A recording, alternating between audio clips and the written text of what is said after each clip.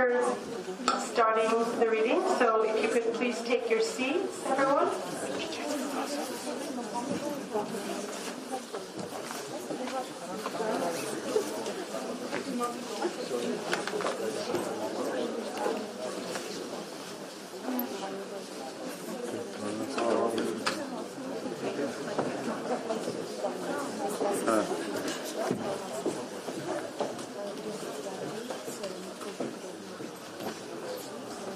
Just a quick reminder, please remember to turn off your cell phones.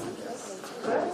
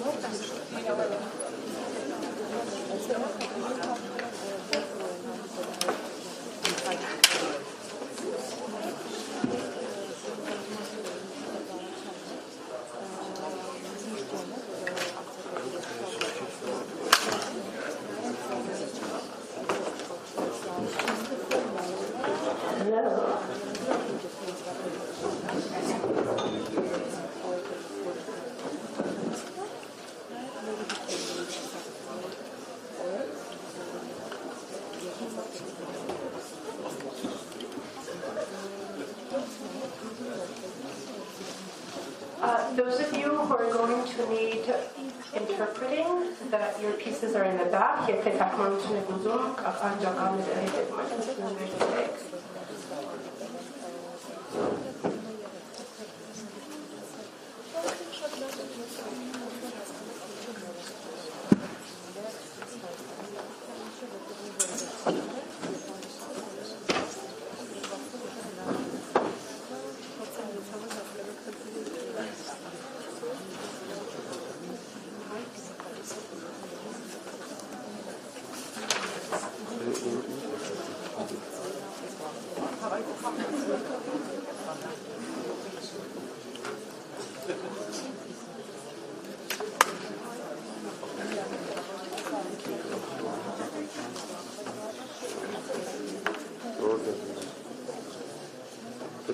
Okay, this is a great crowd. I'm really happy to see all of you here. So many students who are in their midterms now, but they're here. Great to see you all here, and faculty and staff. My name is Gish Jen. I teach teaching translation and English at AUA. I want to welcome you on behalf of the College of Humanities and Social Sciences, all of you, to this reading event that's co-organized with the U.S. Embassy and the Armenian Literature Foundation. I would like to invite now the president of AUA, Dr. Armenian.The, to welcome everyone.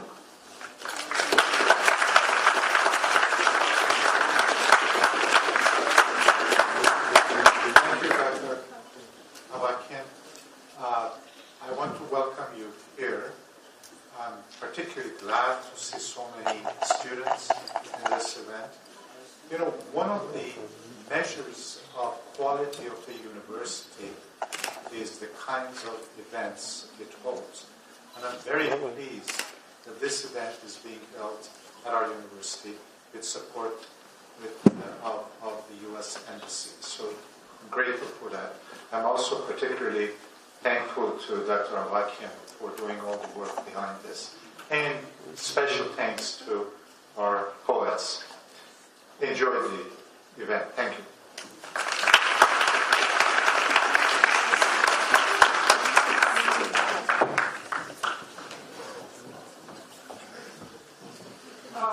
I would like to invite now Hasnik Mikhailian from the U.S. Embassy to say a couple words.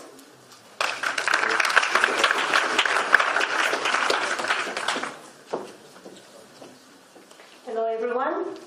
I'm Hasnik Mikhailian, representing the Education and Cultural Department of the U.S. Embassy, and I'm very pleased to be here today And first, I would like to extend my thanks to AUA for organizing this event, for hosting this event for us.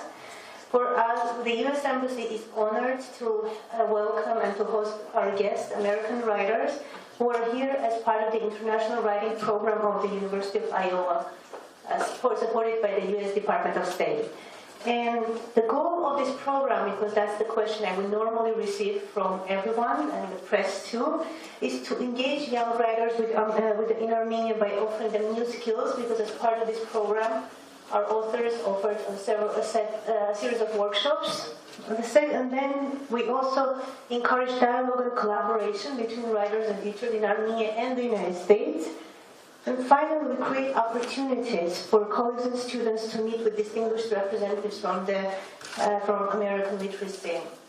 And this program has a continuation. And the continuation of this program will take place in summer 2015, when a group of young writers from Armenia will join a group of young writers from the United States and Turkey for a two-week residency program. And now I am very pleased and honored to pass the floor to Christopher Merrill, who is also, besides being a poet and writer, is also directing the program, and he will introduce our guest. Thank you.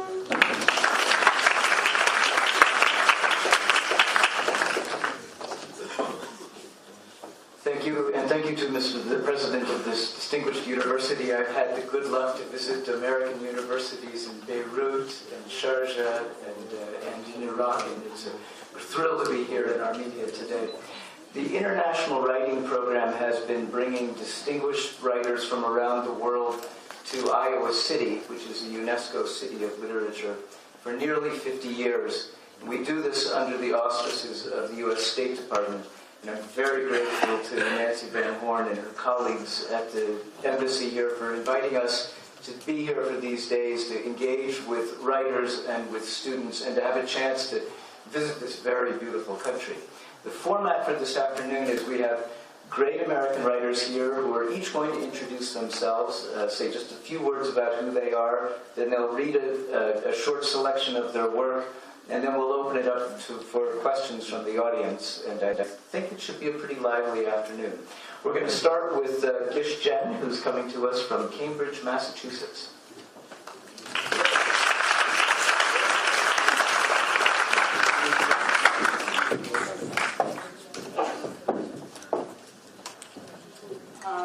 Thank you. It's a pleasure to be here. As some of you may know, Cambridge, Massachusetts is actually the sister city to Yerevan. So I'm very, very, very pleased to be here. I've heard so much about Armenia over the years. I am a novelist, and I'm especially a novelist interested in issues having to do with identity, and also, I will say, cultural intermixing. As you'll hear from this thing that I'm about to read. This is the beginning of a story called Who's Irish? And it's told from the point of view of a Chinese grandmother. In China, people say mixed children are supposed to be smart. And definitely my granddaughter, Sophie, smart. But Sophie is wild. Sophie is not like my daughter, Natalie, or like me. I have worked hard my whole life and fierce besides. My husband always used to say he's afraid of me. And in our restaurant, busboys and cooks are all afraid of me too. Even the gang members come for protection money. They try to talk to my husband. When I am here, they stay away. If they come by mistake, they pretend they are come to eat. They hide behind the menu. Order a lot of food. They talk about their mother. Oh, my mother has some arthritis, need to take herbal medicine, they say. Oh, my mother getting old, her hair all white now. I say, your mother's hair used to be white, but since she died, it become black again. Why don't you go home once in a while and take a look? I tell them, Confucius say, a filial son, know what color his mother's hair is. My daughter is fierce too. She is vice president of the bank now. Her new house is big enough for everybody to have their own room, including me. But Sophie take after Natalie's husband's family. Their name is Shea. Irish. I always thought Irish people are like Chinese people, work so hard on the railroad. But now I know why the Chinese beat the Irish. Of course, not all Irish are like the Shea family. Of course not. My daughter tell me I should not say Irish this, Irish that. How do you like it when people say Chinese this, Chinese that, she say. You know, the British call the Irish heathen, just like they call the Chinese, she say. You think the Opium War was bad? How would you like to live right next door to the British, she say. That is that. My daughter have a funny habit when she win an argument. She'd take a sip of something and look away so the other person is not embarrassed. So I am not embarrassed. I do not call anybody anything either. I just happened to mention about the Shea family an interesting fact. 4 brothers in the family, and not one of them work. The mother best have a job before she got sick. She was executive secretary in a big company. She's handled everything for a big shot. You would be surprised how complicated her job is. Not just type this, type that. Now she is a nice woman with a clean house. But her boys, every one of them is on welfare, so-called severance pay, so-called disability pay, something. They say they cannot find work. This is not the economy of the 50s, but I say, even the black people doing better these days. Some of them live so fancy, you'd be surprised. Why the Shea family have so much trouble? They are white people. They speak English. When I come to this country, I have no money, do not speak English. But my husband and I own our own restaurant before he died. Free and mortgage, free and clear, no mortgage. Of course, I understand I am just lucky, come from a country where the food is popular all over the world. I understand it is not the Shea family fault. They come from a country where everything is boiled. Still, I say, she's right, we should broaden our horizons, say one brother Jim at Thanksgiving. Forget about the car business. Think about egg rolls. Pad Thai, say another brother Mike. I'm going to make my fortune in Pad Thai. It's going to be the new pizza. I say, you people too picky about what you sell. Selling egg roll not good enough for you, but at least my husband and I can say we made it. What can you say? Tell me, what can you say? Everybody chew their tough turkey. I especially cannot understand my daughter and husband John, who have no job but cannot take care of Sophie either. Because he is a man, he say, and that is the end of the sentence. Plain boiled food, plain boiled thinking. Even his name is plain boiled, John. Maybe because I grew up with black bean sauce, hoisin sauce, garlic sauce, I always feel something is missing when my son-in-law talk. But all right, I take care of Sophie. Sophie is 3 years old, American age. But already I see her nice Chinese side swallowed up by her wild Shea side. She looked like mostly Chinese. Beautiful black hair, beautiful black eyes, nose perfect size, not so flat, looked like something fell down, not so large, looked like some big deal got stuck in wrong face. Everything just right. Only her skin is a brown surprise to John's family. So brown, they say. Even John say it. She never goes in the sun, still she's that color, he say. They say, brown. They say, nothing the matter with brown. They are just surprised. So brown. Natty is not that brown, they say. It seems like Sophie should be a color in between Natty and John. Seems funny, a girl named Sophie Shea is brown. But she is brown. Maybe her name should be Sophie Brown. She never go in the sun. Still she is that color, they say. Nothing the matter with brown. They are just surprised. The Shea family talk is like this sometimes. Go round and round like a Christmas tree train. Maybe John is not her father, I say, one day to stop the train. And sure enough, train wreck. None of the brothers ever say the word brown to me again. Instead, John's brother Bess say, I hope you're not offended. She said, I did my best on those boys, but raising 4 boys with no father is no picnic. You have a beautiful family, I say. I'm getting old, she said. You deserve a rest, I say. Too many boys make you old. I never had a daughter, she said. You have a daughter. I have a daughter, I say. Chinese people don't think a daughter is so great, but you're right. I have a daughter. I was never against the marriage, you know, she said. I never thought John was marrying down. I always thought Natty was just as good as white. I never against the marriage either, I say. I just wonder if they look at the whole problem. Of course you pointed out the problem. You were a mother, she said. And now we have a granddaughter. A little brown granddaughter. She is so precious to me. I laugh. A little brown granddaughter, I say, to tell you the truth, I don't know how she came out so brown. I'm sorry.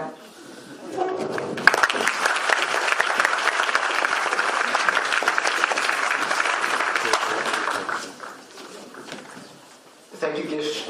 One of the designs of this tour was to be bringing writers from many different backgrounds in America, and our next writer, Gregory Orfalea, comes to us from California. He's also written about Arab Americans, and he writes poetry, fiction, the whole spectrum. Great.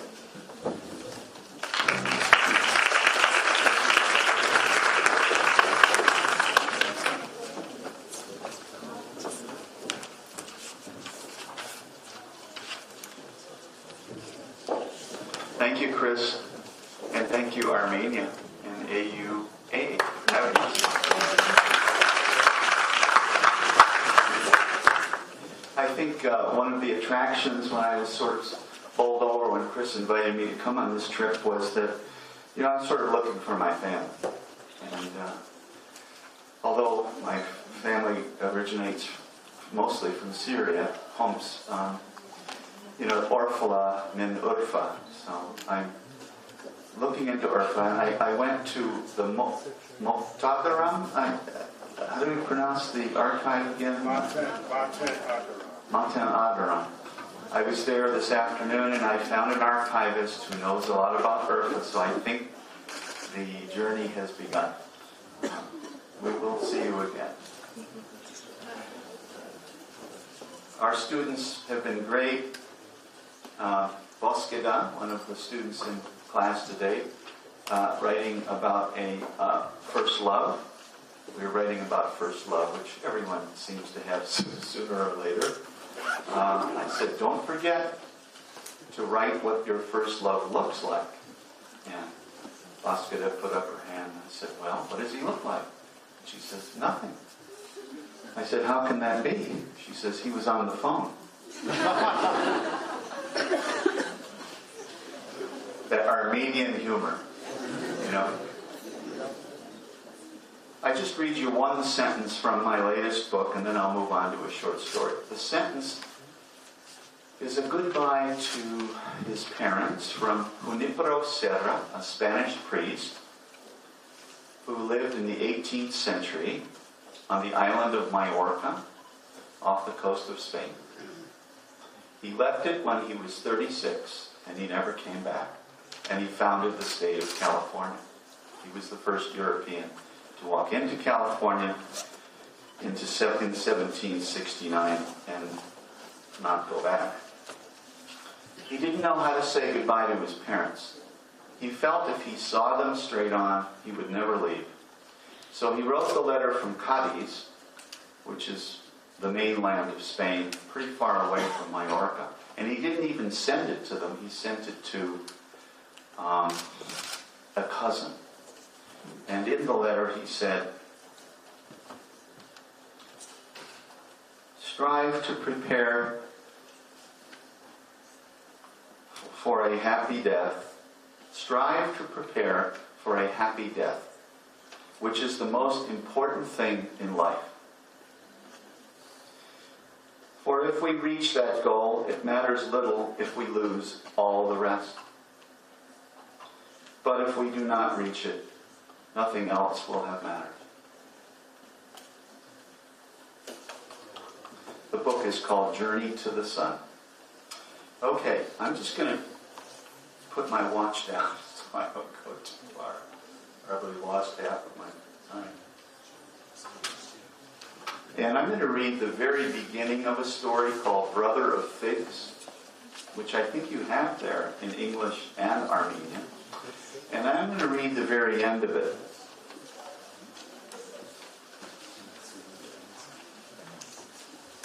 The reason I read that sentence out of the Sarah book is that it's about happy death. But this short story does not deal with a happy death.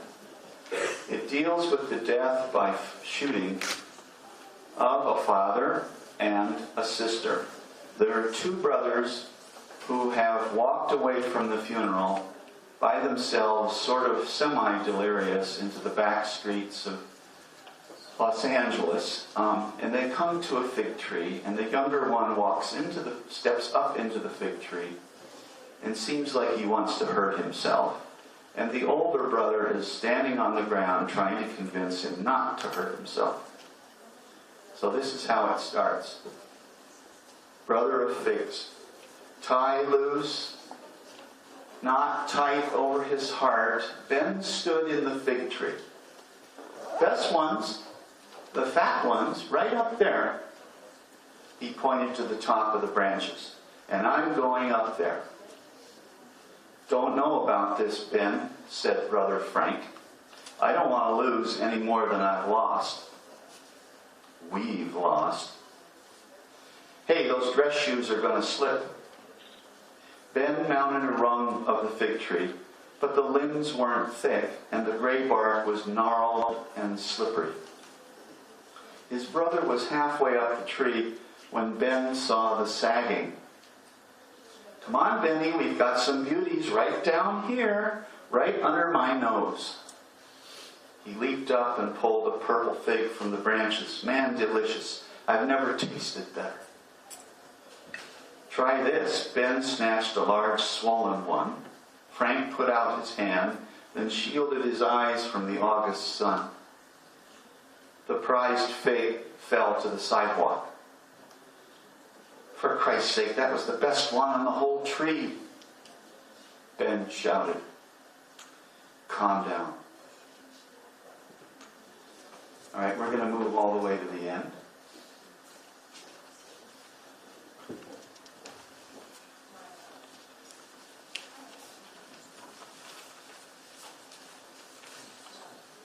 Ben was now turned away from his brother, breathing heavily. Frank could see the tall frame with its slender shoulder blades vibrate in the white shirt. When he turned around, tie dangling like a noose, he seemed to emerge from the figs themselves. Frank sucked in his breath. Ben had smeared his face with the inside of figs. He let out a ghoulish scream and flew to the ground, hitting a carpet of rotted figs dark as midnight. Now you've done it. Ben reeled, blood spurting out his nose and mouth. I want to die. Ben ran into the street. A parakeet yellow Cadillac in the slow, mindless cruise of a valley dweller swerved over the curb to avoid the man with the camouflaged face. The driver rammed his horn, shouting out the window, and punched it past the strange twosome. Frank ran over after his brother, grabbed him by the neck in the middle of the street, and Ben slumped. Come on, sit over here. Frank pulled him to a brick frill over which peered black-eyed Susans. No smell to these flowers. No smell to any flowers in this whole God-forsaken place. You jerk, you wanted to draw blood, but why your own? Whose else am I going to draw? Yours? Frankie, always with the handkerchief, just like Dad. Frank cleaned up his brother, figuring this handkerchief was going to be stained forever. You're lucky. Looks like only a cut lip and a nosebleed. What about my hands? It was worth it. You don't want to die, Frank said to Ben. Cresting the hill, looking down at the line of cars on both sides of the silent street, up to the circle. How do you know? Because when you called me back east to get out of here, you told me to get out here. You told me you needed me for the rest of your life. Well, need means be here. Ben showed some blood on his teeth as he grinned. I had to take you here. Glad you did. To eat. Frank caught a fig and put it in his mouth. It's all changed for us now, Ben said. Everything matters. Every drop of the world. Because nothing matters. He drilled his finger into Frank's wrist. Can't waste a minute. From now on, I'm with you. Because it's all gone. Or going. What the hell's the difference? Many in the murmuring crowd at the family home hushed at their crazed, blasphemous smiling. It was assumed they'd been running in the smog. Thank you.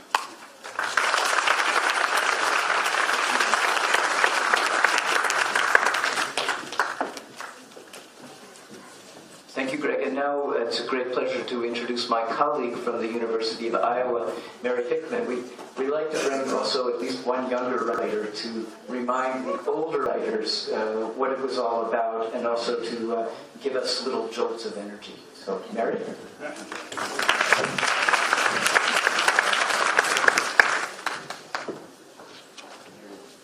Thank you, Chris. It's an honor to be included on this reading tour and to be included with such fantastic writers whose work I've admired, and it's been a pleasure to get to travel with them. I've also been so overwhelmed by the beauty of Armenia. We went to the National History Museum and saw relics from thousands of years ago, and it's just been wonderful to get to know your beautiful country. So I'm very happy to be here today and to read to you. I grew up in China, Hong Kong, and Taiwan, and though my family is originally from the United States, I also I've had many lives, I think, even for being so young, as one of our traveling companions has said. I worked for a while as a surgical assistant for open heart surgeries, and I like to say to people, I used to have my hand inside the body of strangers. And one of the poems that's been translated for you is about that. It's the heart surgery one. On the flip side of that, I've also had many near-death experiences myself. Once my colleagues hear this poem, they will regret having taken me up on a high mountain today. I'll read it for you. The one thing to know about this is that Buto is a dance form that's referenced in here. That's a Japanese dance form, and it's very much about the body in its animal state, not the high, graceful European ballet, but this kind of bent, animalistic, more acknowledging the fragility of the body kind of dance form. I've had many near-death experiences. Watching Kazuo Ono dancing Mother, I end up thinking, oh mama, mama, my turtle dove, only fairy tales come to mind. The song in the juniper tree sung by the murdered son become a bird. My mother, she killed me, my father, he ate me, my sister Marlene gathered my bones, tied them in a scarf, laid them beneath the juniper tree. In Mother, when the music stops, the spotlight widens to reveal an audience perfectly stilled. It sounds as if Kazuo calls up North Sea winds from every direction, calls up a landscape of ragged cliffs and swells. Kazuo's rawness must be the rawness of the sea. He renders each pulsating, twisting move of jellyfish in dance. How alien human bodies can become. He has seen thousands of jellies circling, victims of hunger or disease, soldiers buried at war, men he knew in the war. He was a prisoner of war. Tuesday was yesterday, but today is Wednesday. They confirmed Wednesday that he died on Tuesday. Is Tuesday in Japan Wednesday here? In Mother, the gestures are not eroticism, not desire. Instead, they are percussive violence. He stamps ankles into strength.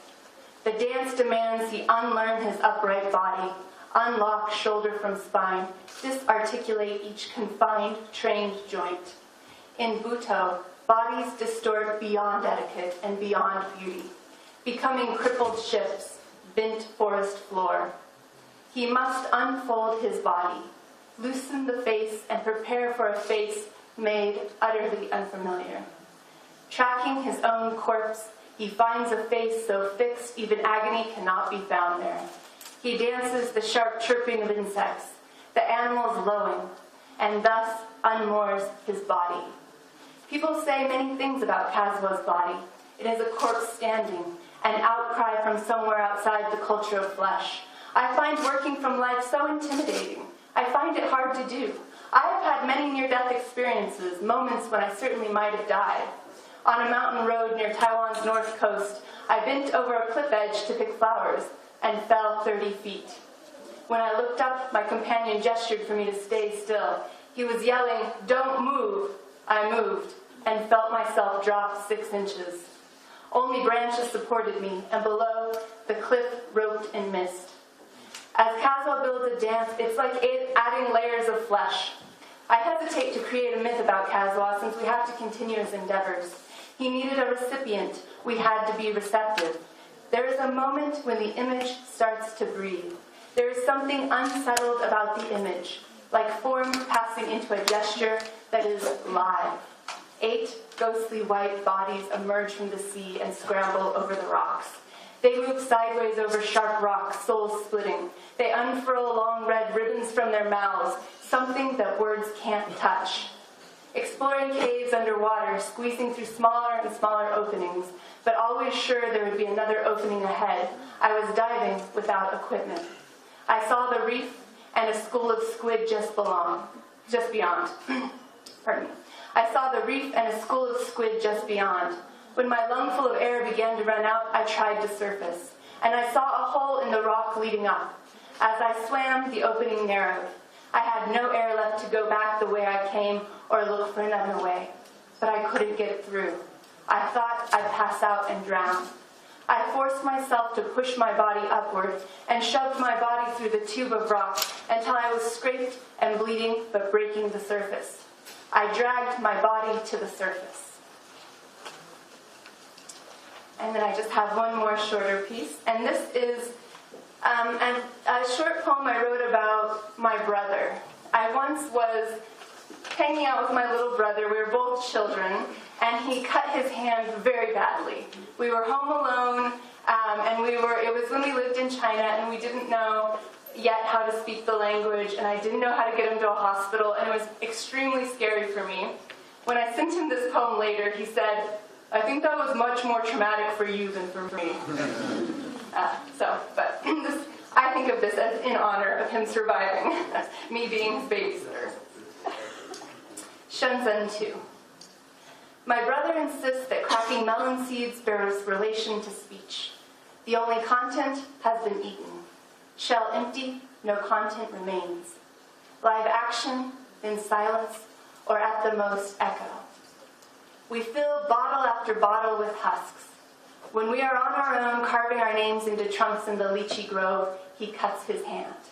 The knife slips, slicing thumb and forefinger. As blood covers his arm, my brother is firework and flag, bright pain and strange happiness. How does one work with chaos as a material for life? I can't predict how the sap of the tree and the blood of the fist will behave. I perch on the branch, touch my heel, grasp my right foot in my left hand, hold cold foot in warm palm and think, now I know myself by heart. Now I know my heart too. The palm shows the measure of the trunk the measure of the torso. I distinguish the layers of my fingers. I feel areas of pain, plumes of pain. Do you see these living figures, I ask? They are flashes of lightning that resemble ideas. They make me understand from there to here. On our way to the hospital, we meet a woman sweeping the street. She picks up a wrapper, spits on it, and presses it to his cut. When she was a child, she says, buying flowers was very bourgeois, but she bought tissue paper and brought it home to make roses. Ropes of bright red firecrackers hang the length of skyscrapers. Lit, they rip across eye and ear with delicate violence as the smell of gunpowder floats back. The real beauty of the Roman candle, the bottle rocket, or the fire flower is that when you ignite it, it fans into new forms. If you hold it in your hands when it lights, fingers become petals of paper and flame. All these symbols, paper, gunpowder, pine trees, I hold these elements in my hands and I ignite them to see what may be made. In the hospital, he shakes with pain on the dingy sheets. I curl up at the foot of the bed. If I shift, the mattress exhales a scent like earth, an inner malady of the sea, a city that has invaded a sleep incautious and entire.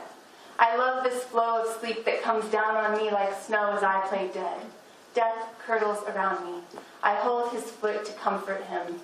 His attention stops at the thin part of the world. Linen becomes sand and milk. becomes a caress on the skin of my brother who, by playing dead, becomes all child and enters a new experience of home, the tributary of his sources. The resting child is encircled by the impersonal.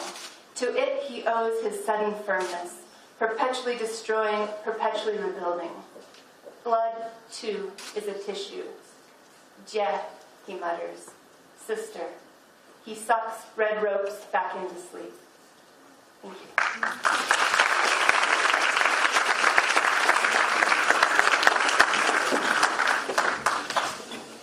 Thank you, Mary. Our next writer, I think, probably doesn't need a lot of introduction. Peter Balakian is one of America's most important poets, but even more importantly for American readers, he gave us a picture of Armenia and of the genocide, and in so many ways he is the conscience in our country for Armenians. Peter?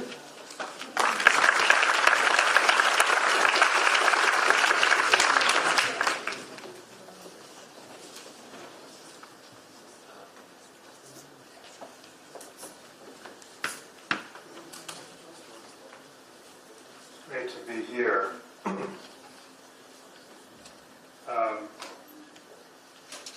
And I do want to thank the U.S. Embassy for doing what it's done to make this work, and all the great people working with the embassy. Not enough time to praise them all, but very grateful.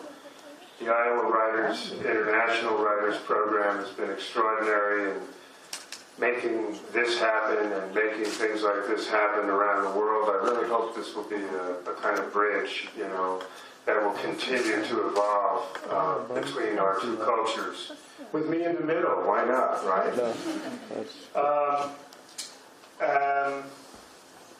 Thank you, AUA, for having us. I recall being here in 2004 when my memoir came out in Armenian and having a great time on that trip. And I haven't been back since 2010, so this is a real return and a very happy one. So look, I want to read a poem that deals with my first trip to Armenia, 1987. Back in those times, many of you here remember those times. Many of you here do not, right? Am I right? Yeah. So being in Armenia in 1987 was really a revelation for me, and it brought the depth and richness of Armenian culture to life in a way that I have to say was revelatory. It was like an epiphany, like bells went off, lights came on. So I want to just remember that moment in a way in this poem called In Armenia, 1987. You'll all recognize all the encoded images in this poem, but I hope that the presence of Sardarabad will also be obvious to you as the poem kind of leaks down to that part of Armenia and the significance of that town. In Armenia, 1987. Into a basalt cavern I wandered, where the moon slid like a water snake in white skin through the gullies to the blonde and furry wheat.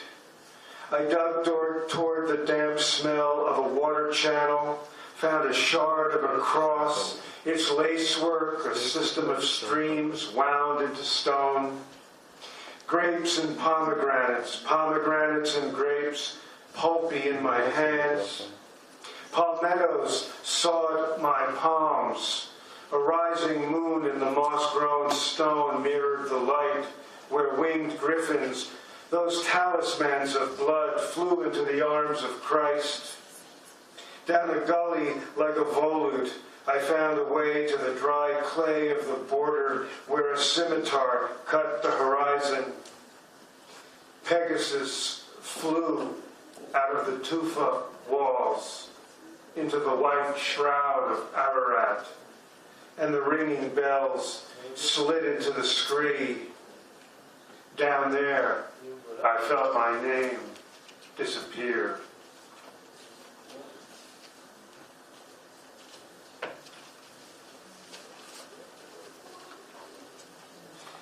So a little piece here from my memoir, Black Dog of Fate, Zev Shun Jagar Griza, I think I have it okay. My Armenian's not great, and I apologize for that.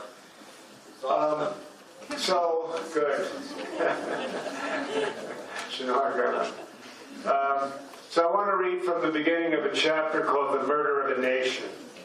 Now, I'll say very quickly here that Black Dog of Fate is, in the broadest sense, perhaps, a story about an Armenian-American boy's coming of age and his journey from no knowledge of the Armenian past into a descent into the violence of the Armenian genocide and an understanding of what happened to his grandparents and their generation as victims and survivors of 1915.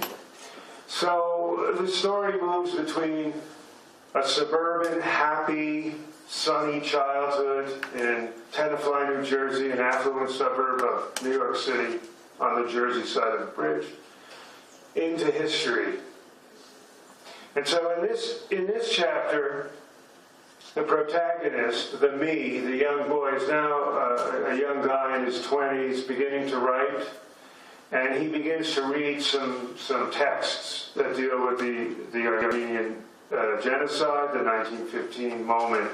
And the text here is Ambassador Morgenthau's memoir, the famous memoir that brought a continuous narrative of the Armenian genocide into English for the first time.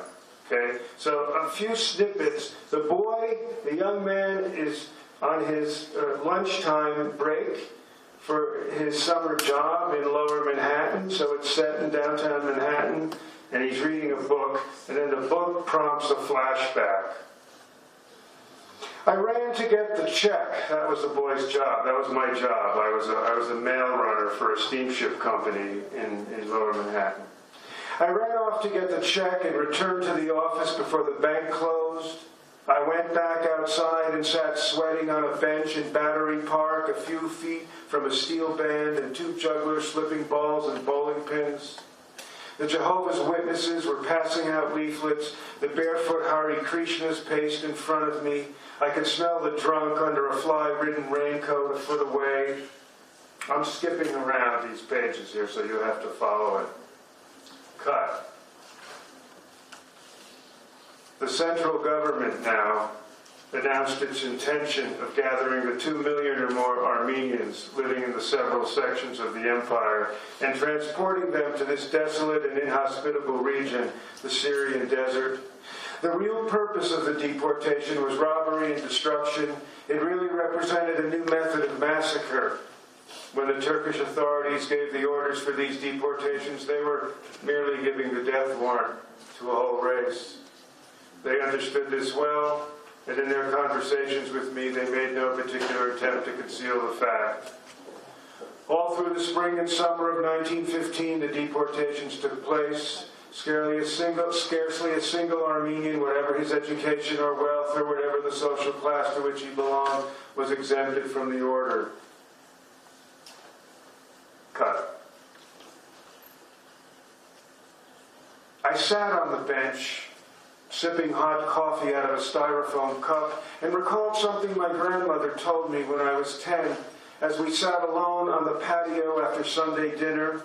It was late summer because I remember the sound of the cicadas in the maples and how the whole yard sounded like a great shaking rattle.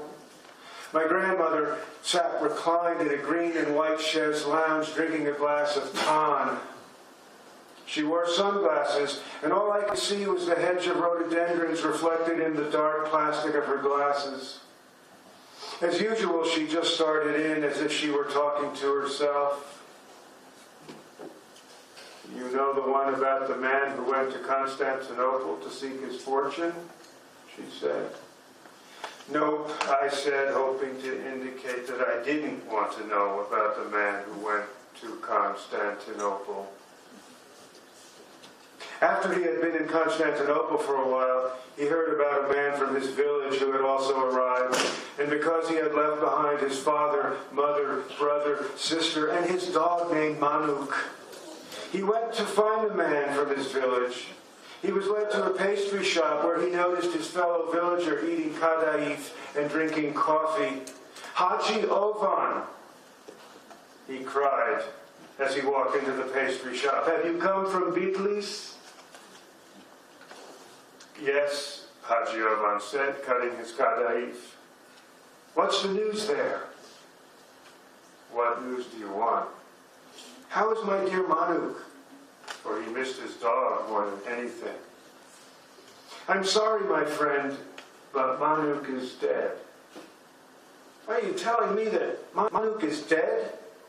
the man asked because he couldn't believe it. "Yes, my friend, he ate the meat of your mule and died." "Does that mean the mule is dead?" "Yes, my friend, the mule died while hauling your father's gravestone." "Are you trying to tell me, Haji Ovan, that my father is dead?" "Yes, he lived 2 weeks after your mother's death. She died of a broken heart when she heard how your brother died trying to save your sister." "Are you telling me that my mother and brother and sister are dead? Why don't you just come out and say it? My family is all dead, my home ruined." "I don't know if your home is ruined," Haji Ovan said, "but when I left the village, the Turks were tilling the soil where your house once stood." It was one of those bizarre stories my grandmother came out with occasionally that left me bewildered and speechless. As I watched the sun glare off her dark glasses, I sat there in silence, picking at the nylon bands of the chaise lounge, until my mother appeared with a tray of watermelon and cheese, and everyone came out and started in on dessert, and I was relieved. Thank you.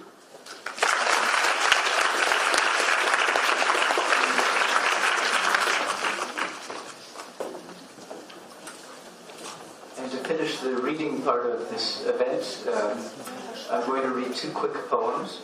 I should tell you that I grew up probably 20 miles away from Peter, and I had a slightly different childhood. He played American football, and I played soccer. A boy juggling a soccer ball after practice, right foot to left foot, stepping forward and back, to right foot and left foot up to his thigh, holding it on his thigh as he twists around in a circle until it rolls down the inside of his leg like a tickle of sweat, now catching and tapping on the soft side of his foot, and juggling once, twice, 3 times, hopping on one foot like a jump roper in the gym, now trapping and holding the ball in midair, balancing it on the instep of his weak left foot, stepping forward and back, then lifting it overhead until it hangs there, and squaring off his body, he keeps the ball aloft with the nudge of his neck, heading it from side to side, softer and softer, like a dying refrain, until the ball, slowing, balances itself on his hairline, the hot sun and sweat filling his eyes as he jiggles this way and that, then flicking it up gently, hunching his shoulders and tilting his head back. He traps it in the hollow of his neck, and bending at the waist sees his shadow, his dangling t-shirt, the bent blades of brown grass in summer heat, and relaxing, the ball slipping down his back and missing his foot. He wheels around, he marches over the ball as if it were a rock he stumbled into, and pressing his left foot against it, he pushes it against the inside of his right until it pops into the air, is heeled over his head, the rainbow, and settles on his extended thigh before rolling over his knee and down his shin, so he can juggle it again, from his left foot to his right foot, and right foot to left foot to thigh, as he wanders on the last day of summer around the empty field. And it's a true story that 2 days after I wrote that poem, I got offered a job coaching a university soccer team. Which is to say that poetry can change your life. This morning we had the good luck to drive to Gerhard Church and to see Mount Ararat in the distance. And I've spent a great deal of time in Greece, first when I was a journalist covering the war in Yugoslavia, and then later when I had the good luck to write a book about the holy mountain of Athos, and being in that place of stone this morning and hearing the monastery, and hearing the monk sing and then to pray for us, I began to think back about times in Greece, and I thought of the great Greek poet Yanis Ritsos, who wrote a poem called Because, in which every line begins with the word because and then ends with this line. He says, because of this and only this I told you lies.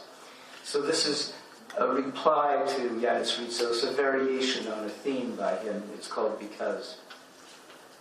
Because the Dead Sea released its hostages, the taste for salt, a rudder and a sail, because a band of Roman slaves disguised in their master's robes fled across the continent, because one manuscript, one waxen shoal of words burned a monastery down, because the sun spurned the black forest, and windmills ground the peasants into the earth, into the air, into the voice of the boy who cried wolf, because the crowd hissed at the empty stage, and the prompter drank himself to sleep, and the diva hid in the pit, because we let barbed wire replace our wooden faces and fences, because a scream left a trail through the ruined air, because I followed that trail into the woods where my hands dissolved in smoke and rain, because I wandered for days, weeks, until I found myself outside a walled city, a city abandoned hundreds of years ago, because I couldn't scale the walls nor find a way to return to my homeland, and so I settled along a river in the desert, because the river changed course, and its banks crumbled into the dry bed where I was on my knees, speechless and afraid, because whenever I hike into the desert, I talk and talk and talk, because I have never been to the desert, because I refuse to follow any trail whose markings are not completely clear, because I distrust signs, guideposts, land and sea marks, because on my single visit to the ancient city I rifled the ruins for potsherds and stone tools and was warned never to return, because I heed all warnings, all directives from the crowd, because I won't listen to anyone but myself, because I love to cry wolf, because everything I read smells of smoke, because sometimes I wake at night to find my hands covered with salt, my sheet wrapped around me like a sail, because I can't tell if this is the desert or the sea, because I never learned to read the stars and don't know where we're heading. Because of this and more, much more, I hid your name in the well, and here it is again, filling my cup. Thank you.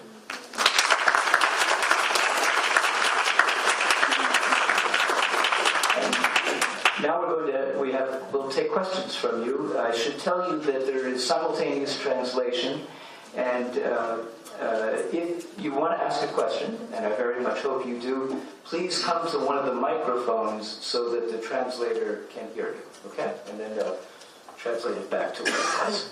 And I've been advised to tell you that you can ask anything. These writers will answer anything you like. So.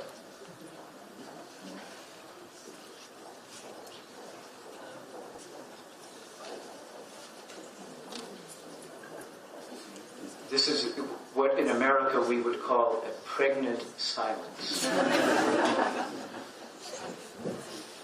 Since we've been shepherded around by a pregnant woman, that seems appropriate. Yes, can you come here?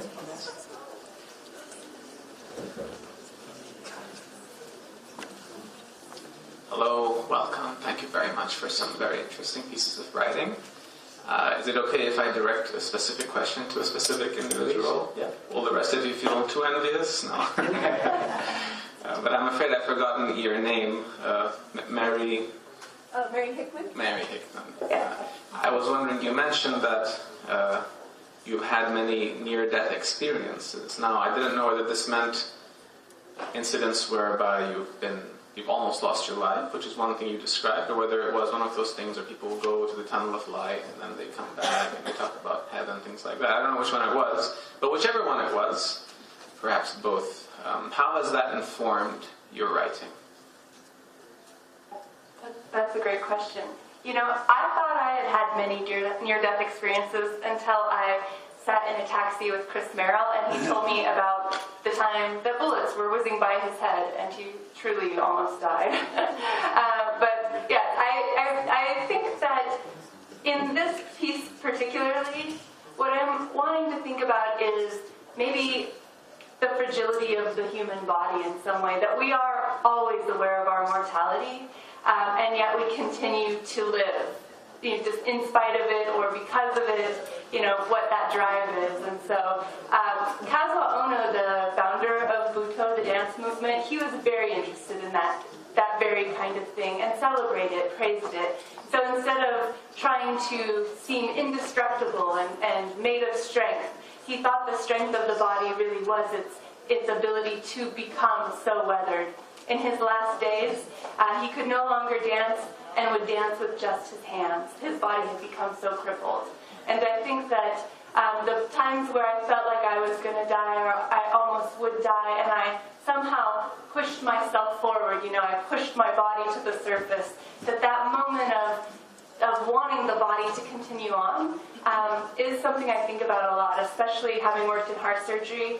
There were nights when we would have an aneurysm come in, and an aortic aneurysm, and those never end well. I mean, almost never end well. So you would be working 12, 14 hours, you know, no sleep, and yet the person would still die. And so I think that in a lot of my work, mortality comes up, but also recovery and health and that drive towards life.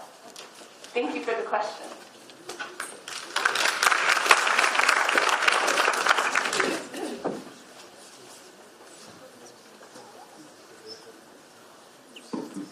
Thank you for the wonderful readings. And one of the threads that I sort of picked up on between all of the things that you read was that you were all describing very private, particular instances, but they seem to be in connection with something greater, or in communion with something greater. For all of your works that you read, what is that connection for your aesthetic vision or whatnot? That's a great question. Gish, do you want to take it on first? It's a 3-day seminar.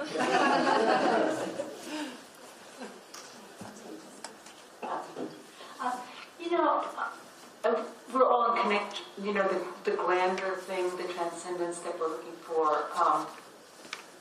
You know, it's on many levels.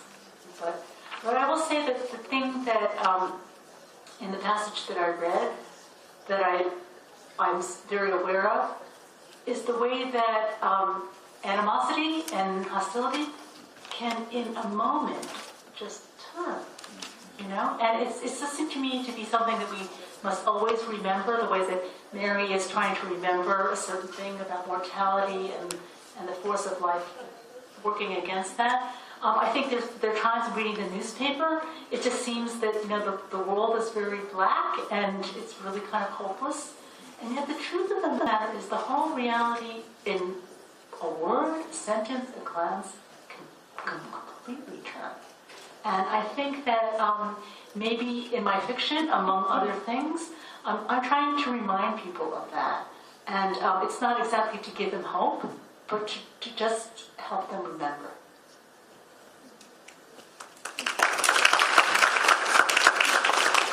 Peter, Greg, do you want to take it on anyway? I don't see any other questions, so feel free. You know, I think that... Okay, sorry.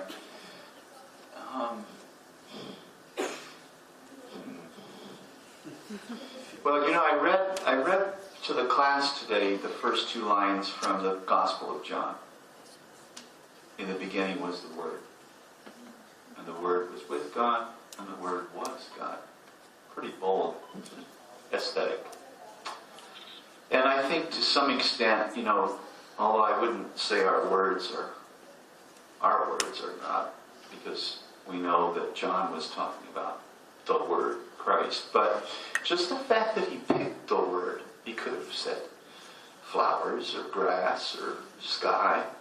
Instead, he identified God with the word. So we have, I think, in just using language in a serious way, an exploratory way, and to some extent trying to find some spirit behind the words, maybe we are, in a sense, stumbling toward the Creator. We create, but we create as small creators. But in using words, we're trying to get to the capital C, Creator.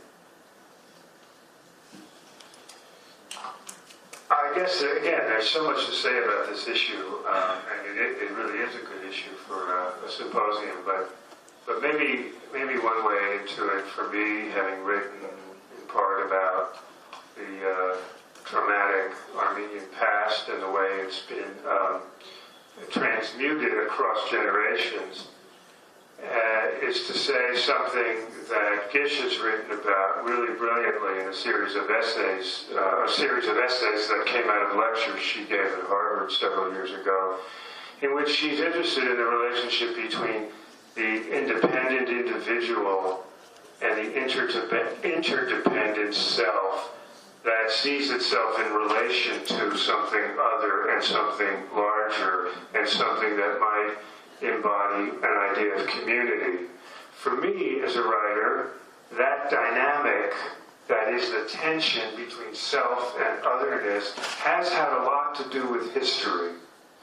And for me, the history that's been first readily available has been the Armenian past, because it has been transmitted to me in complicated ways from earlier generations. And I would note that the history of the Armenian past, the genocide past, and so on, was not spoken about in the family I grew up in. It was really repressed. If you read Black Dog Affair, you know that. I had to work hard to uncover and to decode the crazy strangeness that had been that had been repressed in my own sunny, suburban, affluent childhood. But history comes to be one of those larger othernesses against which the self can see reality through a more complex perspective, I think, than just I, me, individual. So I think it's a healthy tension. I'm glad that you noted it among all our works, because that's a nice kind of gestalt and orientation, I think, that we can also talk about among ourselves. But a lot to say about it, but thank you. Good question. I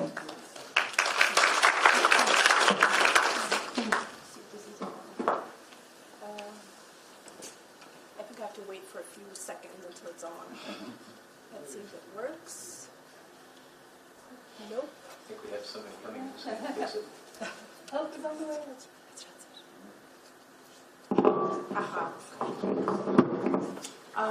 So you're on tour.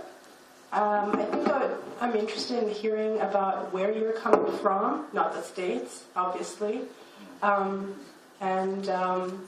any encounters that were interesting in this moment of dislocation or away from a familiar space that you were and you're not in a familiar space anymore.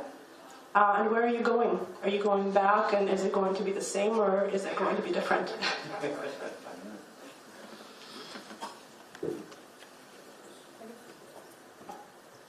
Since I have probably toured much less than everyone else here, we were comparing the thicknesses of our passports, and Chris's is like a phone book.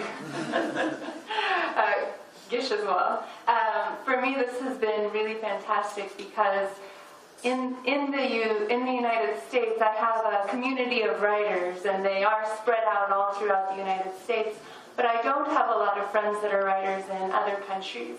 And we were in Istanbul before this, and got to know a lot of Turkish writers and talk to them and find out, young Turkish writers, what do they think? And we talked big issues too, a lot of politics, things like this, and and it was really interesting.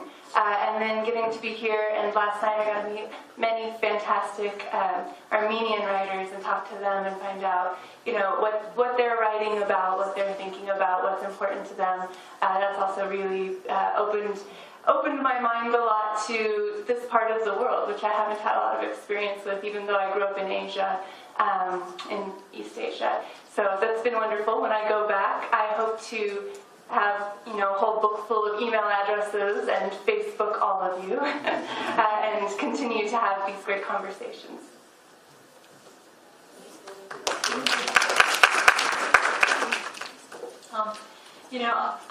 I brought many things. Let me just say, I'm a person I'm interested in identity and culture, so it's a very natural place for me to be. I found a lot of just personal inspiration in a lot of the people that I've met, both here in Armenia and also in Turkey. I think that some of the things that have been the most special to me have been the least scenic. We saw news organizations in both Istanbul and here. And I have to say that when I saw the journalists at Agos in Istanbul, who are writing against the government and really putting their personal lives at stake, I think to see the plaque in the ground where Hrant Dink had been assassinated, and to imagine these young people walking right over the plaque every day to their office, honestly, I felt very humbled and very inspired. I felt very inspired too here in Armenia by the sheer, the invention, the spirit, and the vision of the people at ＳիվիլՆեթ TV station. I could see there that they have a very different challenge here. Again, they are in opposition to the government. But nonetheless, they're hanging in there. Also, they had invented a whole new kind of news organization, such as, I have to say, I don't think exists anywhere else in the world. And I know that right now they're mostly focused on getting funding. I think they're mostly focused on making it through this week, and from this week to next week, and from next week to next month. But I do think that I said to the head as I left, I said, I hope that once you feel that you are really stable, that you will try to find some way of cloning yourselves, because many, many, many other countries need what you have invented here in Armenia, and I hope that you will find a way to get it out. And I will say also, as an American having seen this, that certainly if there was any way that I could help, I would certainly do that in a heartbeat. These are only a few of the things. I have to say also, intellectually, I met some very interesting people, including this poet in the second row. We had a long conversation about individualism and collectivism, something that I'm very interested in. She said that here in Armenia, there is a poet who's also been thinking about these sorts of issues, who's written an essay, and she said that perhaps she would translate that for me, and I'm hoping that I will be able to quote from that in my new book. And I will say, just in a general kind of way too, that I feel that I learned a tremendous amount by just seeing what things like having a special alphabet can do for the identity of a place. The way that, a little community like Armenia, surrounded by big, powerful civilizations, the way that you can hold your own, aided by things like your language and your alphabet, has just been very, very, very inspiring. So I thank you all.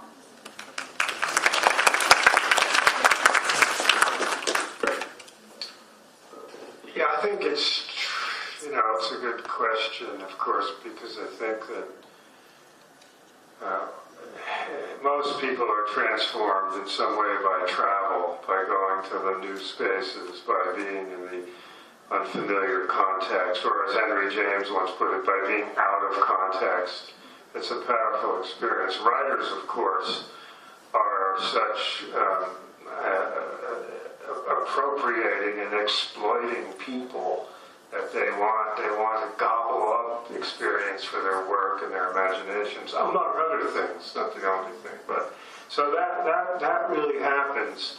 For me, of course, probably doesn't need underlining that going to Turkey to read as an Armenian American writer with 5 other Turkish writers in 2 different settings, one at Boğaziçi University and another at a very fashionable art gallery in downtown Istanbul, in Beyoğlu section of downtown Istanbul, were large experiences.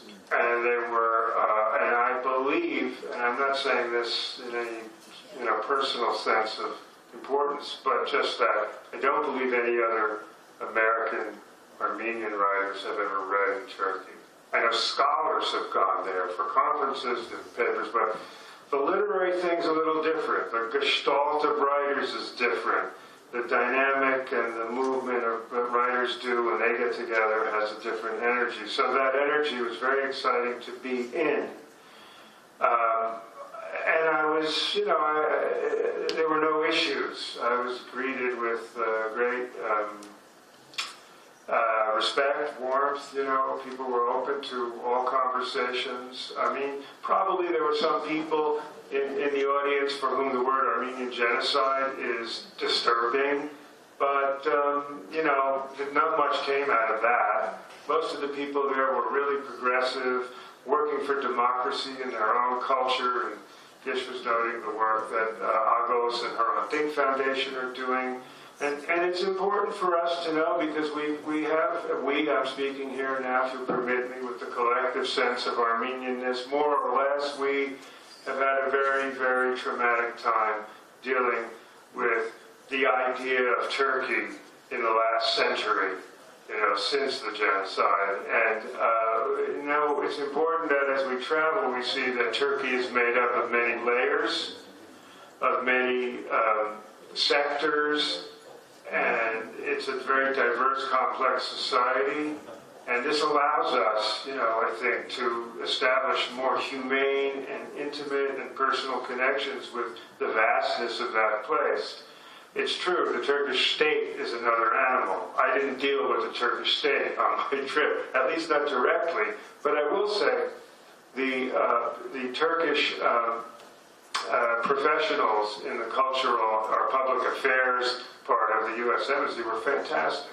They were totally on board with the whole reality of the past. No problem. So this was all very positive.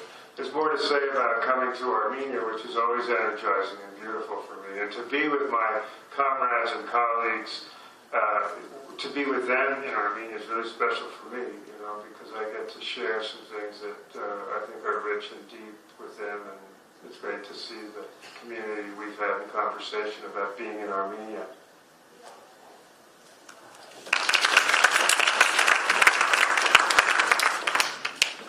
Yeah, I would echo exactly the last point that Peter made, that, the first revelation to me, and it began to increase as we went along, was how wonderful it is to be with writers you respect day to day. That's not a typical experience for me. I spent a good part of my life away from writers, working in a federal bureaucracy.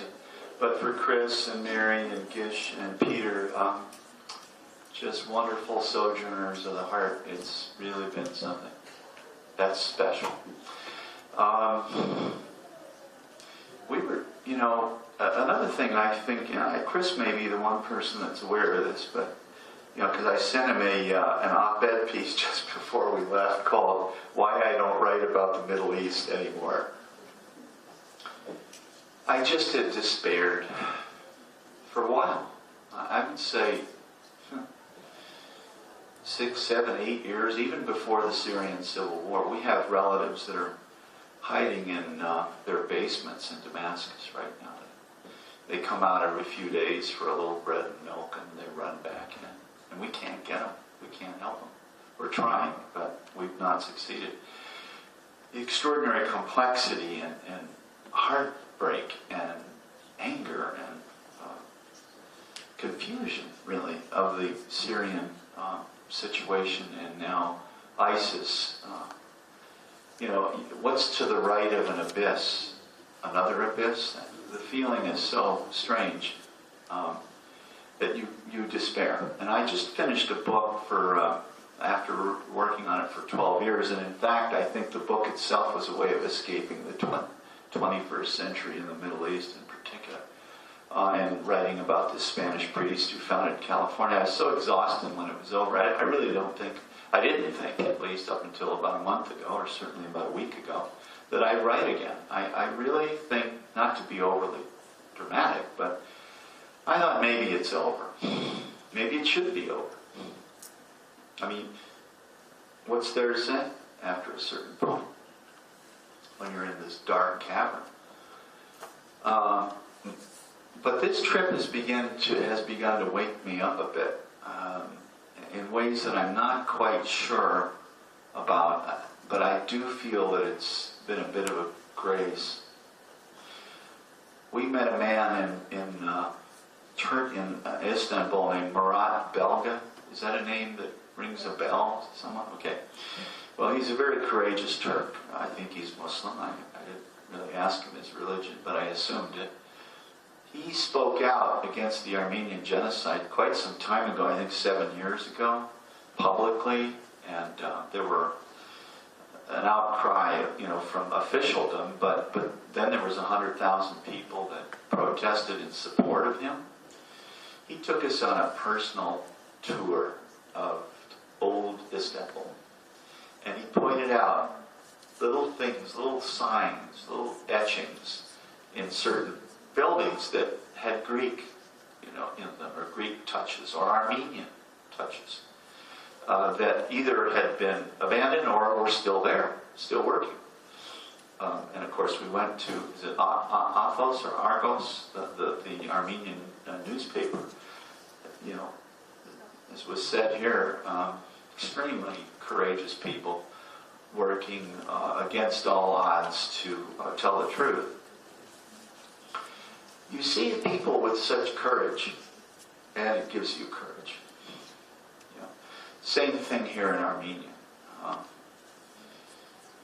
It was very inspiring to go to this little, I think it's a bookstore, last night here, and we had a little reception, and we met a couple of Armenian writers, and one of the writers is going to get published in Turkey, in Istanbul. He's one of those rare contemporary Armenian writers that has crossed the divide, and his book is going to come out on a Turkish press. For me, seeing these tiny bridges beginning to be built, it just leads me to believe not only that, human history does not tend towards silence, it tends towards speech. And speech, even if it's pressured to be false for a long time, sooner or later tends to the truth. And to realize that, I don't know what that says to you, but to me it says that I can't stop writing. So thank you.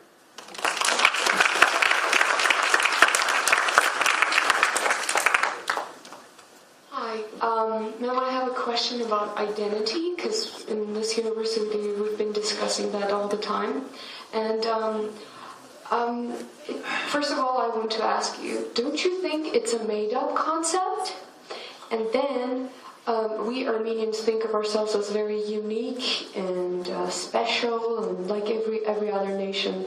But it seems to me that anytime any Armenians gather together, they just cannot stop talking about Turks, Turkey, and everything. Don't you think that really trembles the whole thing about identity? Like, why does our identity have to depend on another nationality or another nation or another country?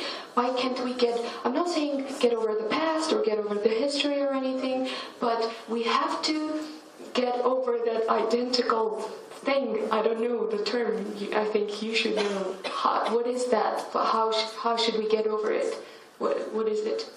Well, first, I think that, or do we want to go in order? I do have it directed at Gish. Yeah. Oh, was it? I'm sorry. What, you directed to Gish? Yes, please. No, sorry. Here I am, so identity Armenian here in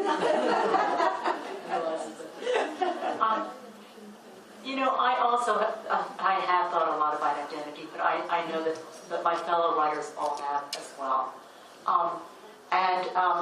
I am a person, as I suggested when I talked about the language here and the alphabet, I'm very aware of the need to, for whatever reason, humans have a need, to look within and to feel that there's something within which is special. I have to say that this business of only knowing who you are by rejecting an other is kind of a poor man's way to identity, right? Just the way that we can bring children up, we can get them to do the right thing by teaching them, or we can get them to do the right thing by using a stick. The stick is what you do when you really don't have time to teach them. You don't have the wherewithal to teach them, but you'd rather not use the stick, right? You'd rather teach them. And I think similarly, I think that we should all find our identity in our hearts by looking in, and also in what we do. I noticed that you had that statue downstairs right at the entrance of a man who was very kind. And to me, I feel like it's all right to just be a kind person, a thoughtful person. This is enough. You don't have to be not the Turks.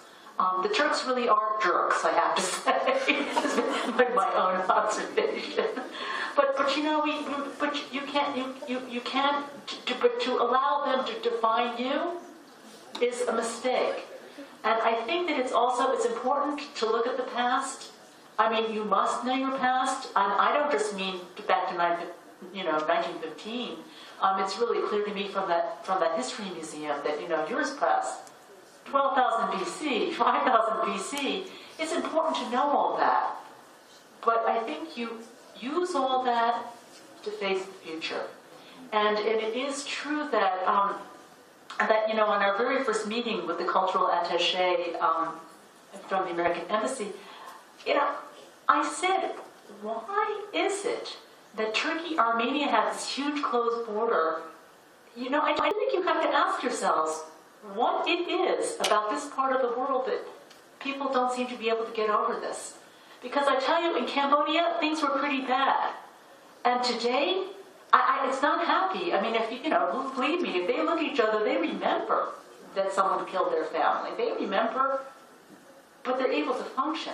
There's no big closed, it's not like people who used to live next door to each other.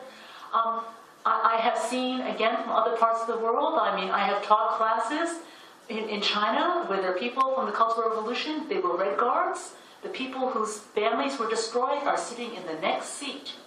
Again, there's no love lost between these people, but can they talk to each other and can they trade? Yes. The Chinese and the Japanese hate each other with a vengeance. But the flights go between Tokyo and Beijing. It's not like, here, when we had to come here via Vienna, I thought, oh my God, what is going on in this part of the world? And you look at places like Rwanda. Rwanda also, terrible, terrible things. People have gone on. Now, I have to say that there's another part of the world where people don't seem to be moving on, and that is the Balkans, where I was not too long ago also. But I do think you have to ask yourself if there isn't something about the way that culture is constructed here and the way that identity is constructed here where moving on is a particularly difficult question. And I don't know what the answer is, but I do know that from looking at other parts of the world, that other parts of the world seem to be more able to move on than this part of the world. I don't know why. Can I follow up just quickly to say,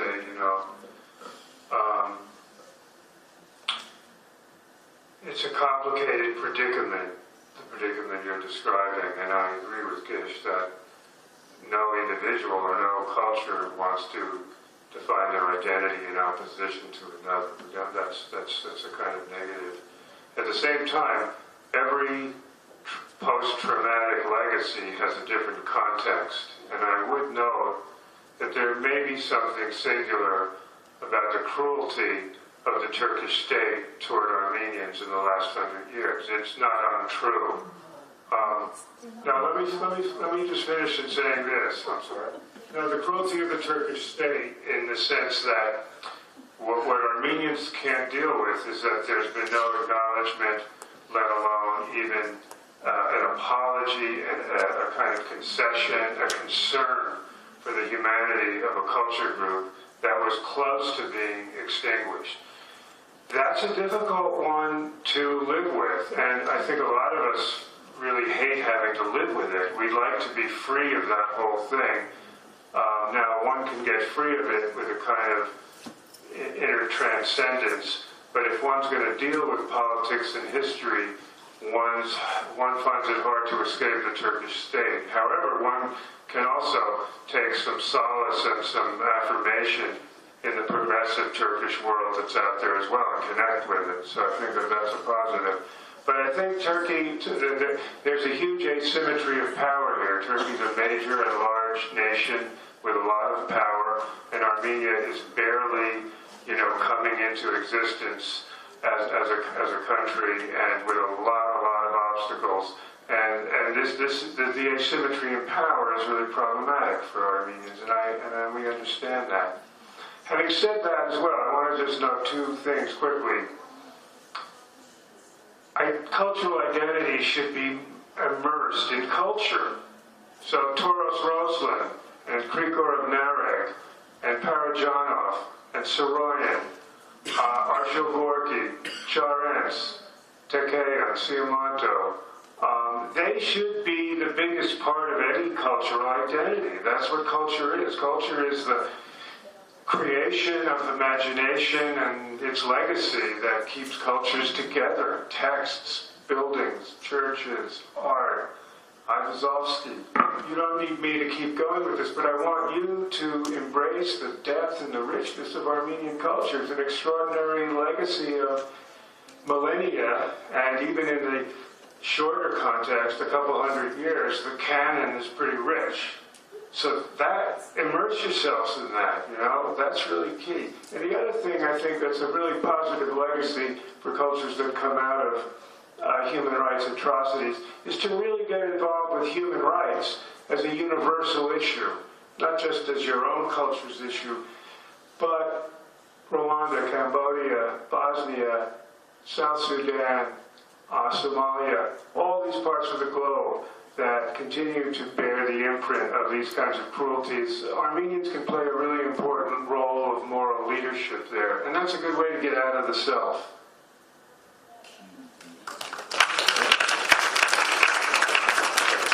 I think we have another question here. Hello? Okay, so I just had a question to the panel. How do you keep the practice of writing going? I.e., you get inspired, you have a great idea. How do you get yourself to write every day, especially if it's a novel, but even a poem? How do you keep inspired and keep thinking, hey, this is actually good? Mary, want to take that on?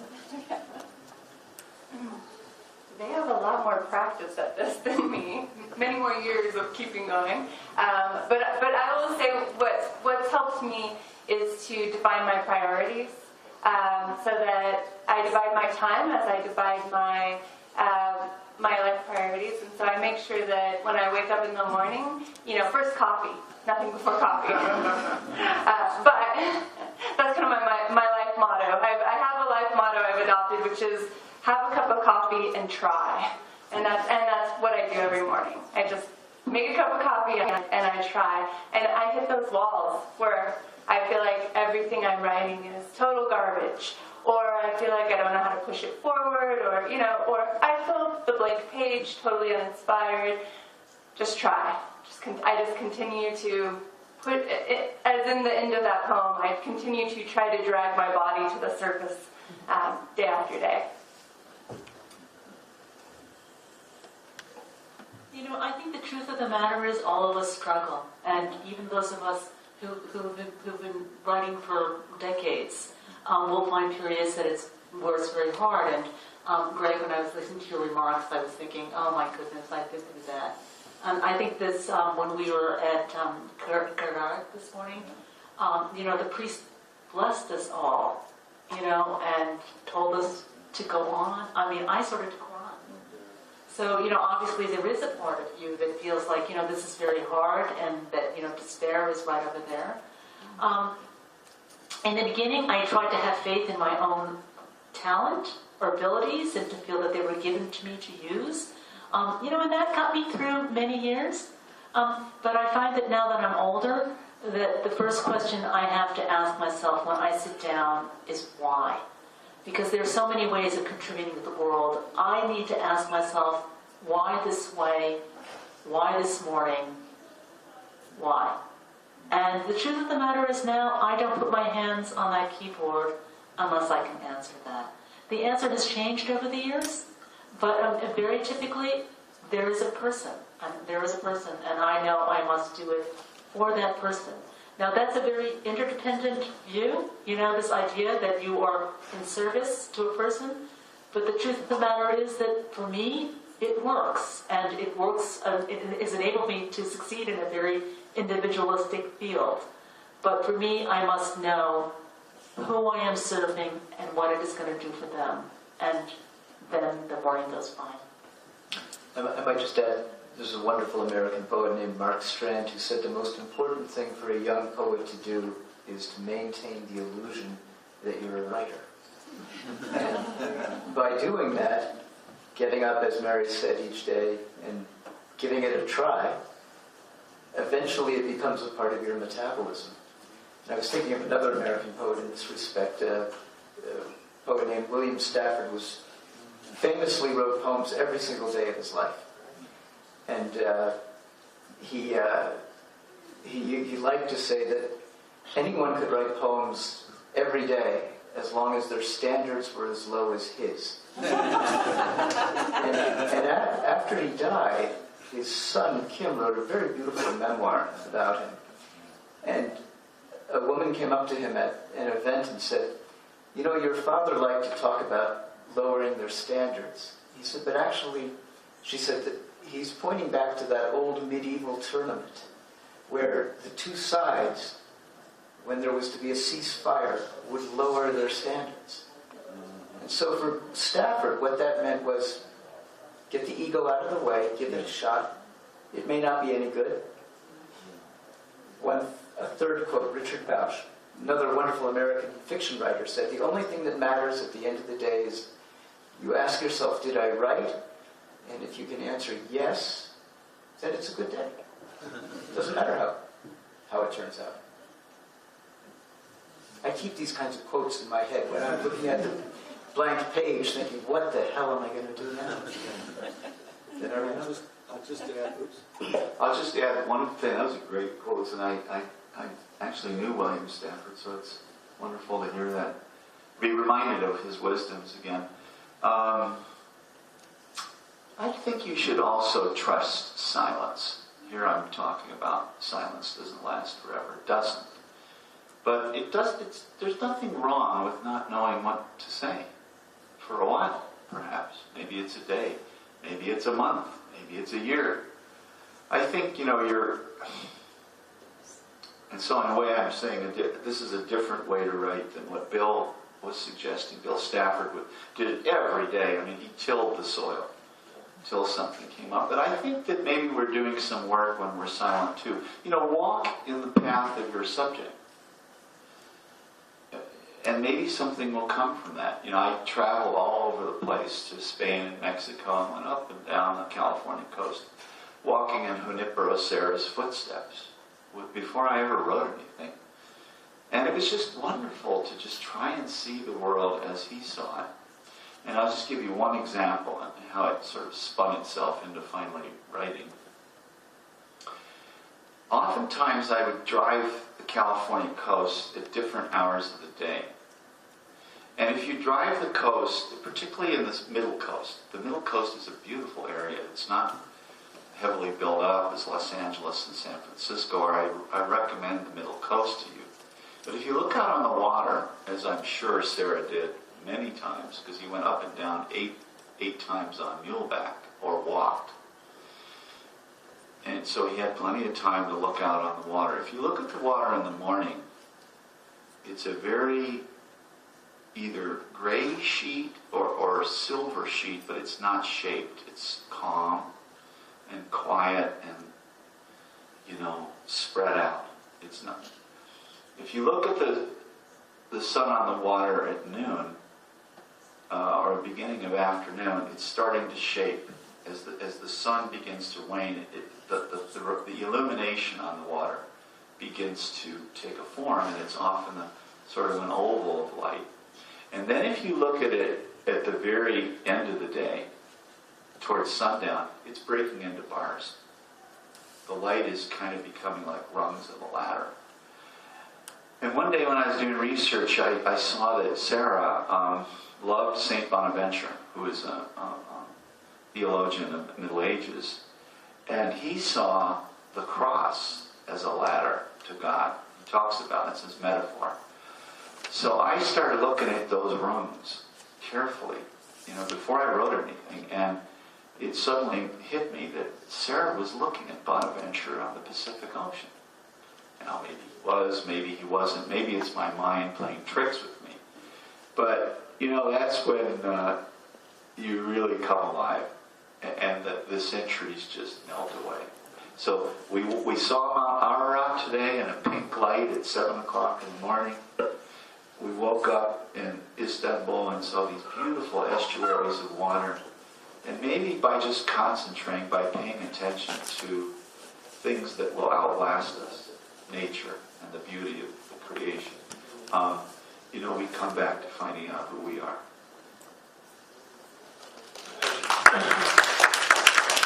Yeah, just really briefly to finish off these terrific perspectives, I'll probably circle back to Stafford's notion, which is about keeping the language engine purring in you, even if every day you're not on. It's something important for a writer to keep language hitting the page and to keep the nervous system in shape, as Louis Pasteur, said, chance favors the prepared mind. So if we're writing, in a kind of daily way, even if it's not perfect, we're enhancing the chances, for big things to hit us and to be able to do something with them. So I just encourage all of you, if you're inclined to write, I like the Mark Strand. That's a great quote, Chris. Keep the illusion of being a writer as your fundamental bottom line of life, and write every day and see how it happens and keeps happening. I think we're probably coming to the end of our time, and I want to say just a word about the International Writing Program before we close. But I was also thinking, as he said that about Stafford, the first time I met him, he had just been on a reading tour in Texas. And at the end of the tour, the editor of the Texas Journal, or the Texas Review, said to him, "Do you have any poems about Texas?" And Stafford said no, but then he had this twinkle in his eye and he said, "But by golly, if I didn't get one the next day." So I kind of feel that way about Armenia. Yeah, right. And I just want to say, so we're here, if you're interested in some of the things we've been talking about today, if you go to the website of iwp.uiowa.edu, you'll see we have a whole range of programs here, including distance learning programs. We're in the middle of a massive online open course in the art of writing fiction. We concluded one this summer on the art of writing poetry. And all these consist of videos done by a lot of writers from around the world talking about different aspects of the craft of writing. Even if the poetry course is over, the fiction course is almost over, but the videos are still alive. You can go watch them anytime you like. And among the other things that you'll have seen here, I could just point on this, the same gate. We had an exchange of poets from Afghanistan, America, Iran, Syria, Pakistan, and Turkey, We met in Konya, where Rumi lived a good part of his life and died. And we brought them together to talk and to write and to have a conversation about the example and the influence of Rumi. I just wanted to point out that there's also a film here, which is made by an Armenian, Nigal Bajran, who also did a film for us some years ago. He lives in Beirut, and we had a symposium on the Greek island of Paros, and he was to come and make a film there, but the day he was to leave, there was another small civil war in Beirut, in Lebanon, Hezbollah taking over the airport. Nigal could not join us. We happened to be on Cyprus at the time. We found a cinematographer who working on Nigal's instructions, made a very beautiful series. He got a lot of footage from Paros. He gave it to Nigal. Nigal turned it into a film called Home/Lands. If anybody has a complicated understanding of Home/Lands, it would be Nigal.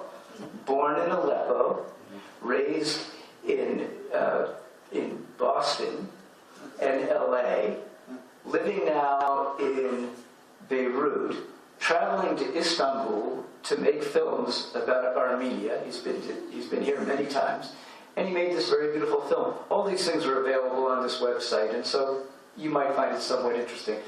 I want to just say again my thanks to the American University for making this space available to us and for hosting us in such fine styles, to the U.S. Embassy for bringing us here, and to all of you for sticking with us this afternoon. Thank you so much.